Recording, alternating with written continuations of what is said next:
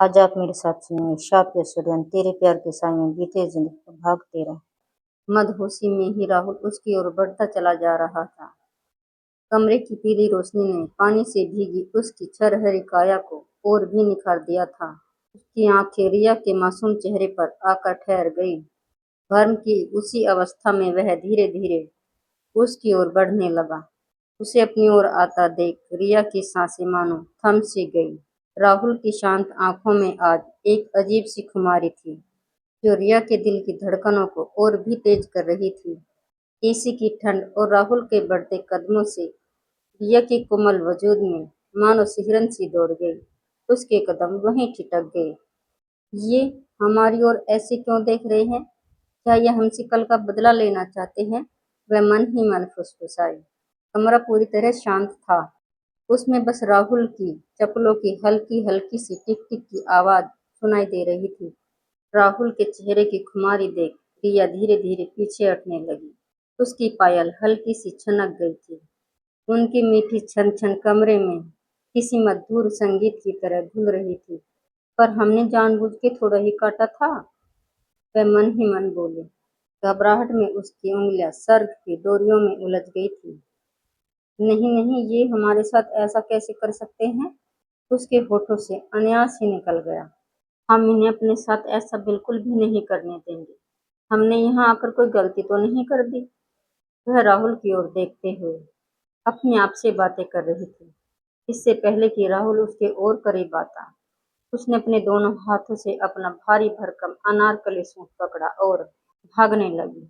अगले ही पल उसके मुंह से आह निकल गई। उसकी आंखें बंद थी और होठ थरथरा रहे थे। मदहोशी की हालत में भी राहुल ने उसे मेज से टकराने नहीं दिया। उसने दो डग में ही रिया को कमर से थामा और अपनी ओर खींच लिया। घबराहट के कारण सामने रखी बड़ी सी मेज को भी रिया देख नहीं पाई थी। अगले ही पल उसका कमसिन सा बदन राहुल के भीगे सीने से जा लगा। थर-थर कांपते हुए उसके बदन को राहुल ने बड़ी कोमलता से अपनी बाहों के घेरे में सहेज लिया था। उस पल एसी की हल्की सी गूंज ने कमरे की खामोशी को और भी गहरा कर दिया था। राहुल और रिया दोनों निशब्द खड़े थे, लेकिन उनकी कोमल धड़कनें मानो उस खामोशी में किसी मधुर संगीत की तरह गूंज रही थी। राहुल ने रिया को अपनी बाहों में बड़ी कोमलता से संभाल रखा था। वह उसके इतना करीब था कि उसकी गर्म सांसें रिया को अपनी गर्दन पर महसूस हो रही थी। रिया ने धीरे धीरे अपनी आंखें खोली और राहुल की ओर देखा। उसकी आंखों में एक गहरी खामोशी थी। कुछ पलों के लिए रिया भी मानो सम्मोहित सी हो गई थी। वे दोनों एक दूसरे की आंखों में खो से गए। कुछ क्षणों के लिए ऐसा लगा मानो वक्त भी जैसे ठहर सा गया हो। राहुल के माथे की भीगी लटों से पानी की बूंदें टपक कर रिया के फूल से चेहरे पर बिखर रही थी। राहुल मदहोशी में उसे निहारता चला जा रहा था। उसकी आंखें तो रिया के चेहरे से हटने का नाम ही नहीं ले रही थी। उसे ऐसा लगा मानो वह अभी भी सपना देख रहा हो।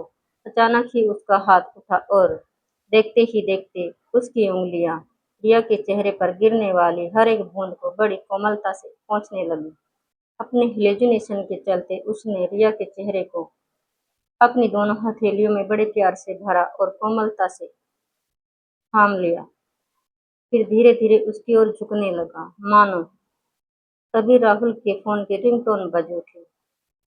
फोन की घंटी सुनते ही राहुल ने रिया को एक झटके से खुद से अलग कर दिया, जैसे वह अचानक ही किसी गहरी नींद से जाग उठा हो। उस रिंगटोन ने पल भर में ही पूरे कमरे का माहौल बदल दिया और अगले ही पल राहुल का चेहरा गंभीर हो गया। मुझे ये क्या हो रहा था? मैं इतना कमजोर कैसे हो सकता हूँ? मैं रिया की मर्जी के बिना उसे कहते हुए उसने अपना सिर झटक लिया। क्या मैं सच में?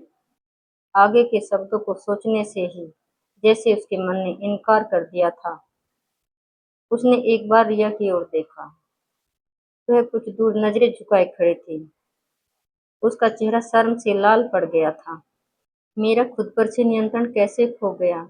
उसने अपनी मुट्ठियों को कसते हुए धीरे से बुदबुदाया। फिर आगे बढ़ा और फोन उठा लिया। फोन ईशिता का था।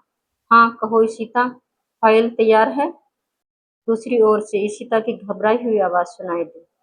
सर, बहुत कोशिश करने के बाद भी फाइल अभी तक पूरी तरह तैयार नहीं हो पाई। क्या ये तुम कह रही हो, इशिता? राहुल की आवाज एकदम सख्त हो गई। मुझे दोबारा दोहराने की आदत नहीं है। तुम अच्छी तरह जानती हो, फिर भी कह रही हो कि फाइल तैयार नहीं हुई। मुझे वह फाइल अगले 1 घंटे के भीतर हर हाल में तैयार चाहिए। इतना कहकर राहुल ने गुस्से में अपना मोबाइल फोन बेड पर पटक दिया। इशिता के फोन ने राहुल के गुस्से को मानो फिर से हवा दे दी थी। देखते ही देखते वह गहरी सोच में डूब गया था। अब कमरे में केवल पर्दों की हल्की सरसराहट सुनाई दे रही थी। दूर खड़ी रिया ने राहुल की तनी हुई भौहें देखी और अगले ही पल सहम सी गई थी।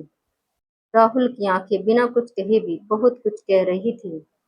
रिया डरी हुई थी, फिर भी उसका मन राहुल से दूर होने का नाम नहीं ले रहा था। एक अनजानी सी डोर उसे राहुल की ओर खींच रही थी। आज पहली बार उसे राहुल को गुस्से में देखकर बुरा लग रहा था। वह मन ही मन सोच रही थी, ये तो बहुत गुस्से में लग रहे हैं। हम ऐसा क्या करें जिससे इनका गुस्सा शांत हो जाए। उन दोनों के बीच कुछ क्षणों तक गहरी खामोशी छाई रही। दोनों एक दूसरे से नजरें तक नहीं मिला पा रहे थे। कुछ देर बाद रिया ने नजरें उठाई। उसके होंठ कांप रहे थे, एसी की ठंड से उसके हाथ ठंडे पड़ चुके थे। वह धीरे धीरे उन्हें सहलाने लगी थी। वहीं राहुल का गुस्सा तो मानो पूरे वातावरण को गर्म कर रहा था। राहुल को इतना गुस्से में देखकर रिया का चेहरा उतर गया था, फिर भी उसने हिम्मत नहीं छोड़ी। वह साहस जुटाकर धीरे धीरे उसकी ओर बढ़ी और धीमे स्वर में बोली, हमें आपके गुस्से से बहुत डर लग रहा है। कहते हुए रिया के शब्द लड़खड़ा रहे थे और चेहरा बुझ सा गया था। उसके चेहरे की उदासी देखकर राहुल ने खुद को संभाला। उसने अपने गुस्से को भीतर ही दबा दिया था और शांत स्वर में पूछा, तो फिर बताओ, मैं तुम्हें कैसा अच्छा लगता हूँ? कहते हुए राहुल उसकी ओर बढ़ने लगा था। रिया का चेहरा अभी भी उदास था। उसके चेहरे की उदासी पूरी तरह से गई नहीं थी। हमसे मजाक मत कीजिए और बताइए, ये इशिता कौन है जिसे आपने इतनी बुरी तरह से डांट दिया? क्या ऑफिस में बहुत बड़ा नुकसान हो गया है?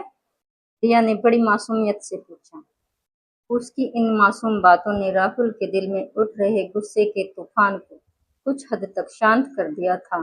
उसने रिया के मासूम चेहरे की ओर देखा, जिस पर डर के निशान अभी भी साफ नजर आ रहे थे। उसने एक गहरी सांस ली और ठंडे स्वर में बोला, नहीं, ऑफिस में कुछ खास नहीं हुआ।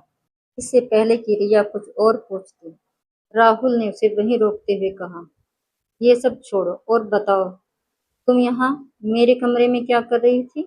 क्योंकि राहुल नहीं चाहता था कि रिया ऑफिस की बात सुनकर और परेशान हो जाए। हम तो यहाँ माँ जी के कहने पर आपके कपड़े रखने आए थे, उसने लड़खड़ाती हुई आवाज में कहा। अच्छा, सच में? राहुल ने अपनी एक भौं चढ़ाई और रिया को छेड़ते हुए उसकी पतली कमर के पास अपने हाथ से पिन किया और उसे अपनी ओर खींच लिया। वह रिया के इतना करीब था कि उन दोनों के बीच अब हवा के गुजरने तक का फासला भी न बचा था। क्या कहा? एक बार फिर से तो कहो।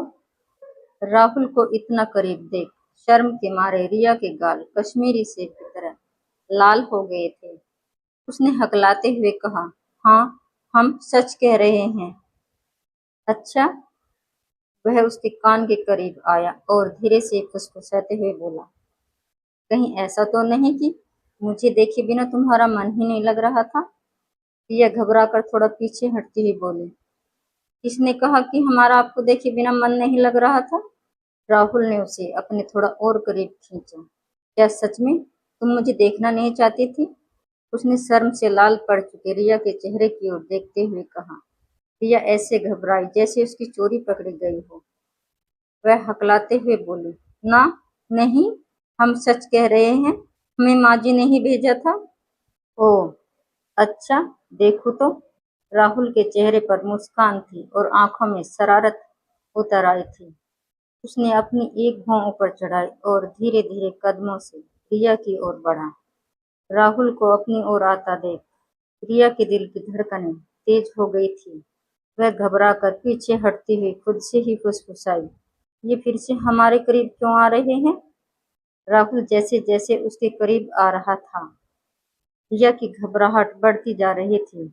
वह उसकी ओर देखते हुए धीरे धीरे पीछे हट रही थी। फिर दरवाजे पर जाकर शांत सी खड़ी हो गई। जैसे ही राहुल उसके बिल्कुल करीब झुका, रिया ने झट से दरवाजा खोला, हड़बड़ाती हुई बाहर निकल गई।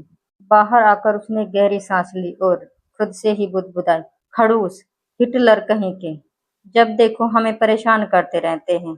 अगर माँ जी हमें न कहती तो हमारा ठेंगा भी इनके कमरे में न आता। वह वहां से पैर पटकती हुई कल्याणी देवी के बताए हुए मेकअप रूम की तरफ बढ़ गई। रिया को वहां से पैर पटक कर भागता हुआ देख राहुल के चेहरे पर एक हल्की सी मुस्कान आ गई। उसी मुस्कान के साथ राहुल ने अलमारी खोली।